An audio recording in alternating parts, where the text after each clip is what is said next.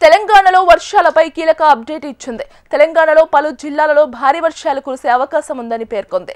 తెలంగాణ రాష్ట్రంలో రాగల 3 రోజుల వరకు వాతావరణ విశ్లేషణ, వాతావరణ హెచ్చరికలు ఈ కింది విధంగా ఉన్నాయి. హైదరాబాద్ వాతావరణ కేంద్రం ప్రకారం నిన్న నైరుతి బంగాళాఖాతం ఉత్తర శ్రీలంకకు ఆనుకుని ఉన్న ప్రాంతంలో ఉన్న చక్రవాత తుఫాన్ దిత్వా ఇంచుమించు ఉత్తర దిశలో కదిలి ఈ రోజు ఉదయం 8:30 సమయానికి కడలూరుకు తూర్పు ఆగ్నేయంగా 100 కిలోమీటర్లు, కరైకల్ తూర్పు ఈశాన్యంగా 100 కిలోమీటర్లు, పుదుచ్చేరికి దక్షిణ ఆగ్నేయంగా 150 కిలోమీటర్లు, చెన్నైకు దక్షిణ ఆగ్నేయంగా 180 కిలోమీటర్ల దూరంలో కొనసాగుతుంది. ఈ తుఫాన్ కేంద్రం ప్రస్తుతం పుదుచ్చేరి తమిళనాడు తీరాల నుంచి సుమారు 70 కిలోమీటర్ల దూరంలో ఉంది.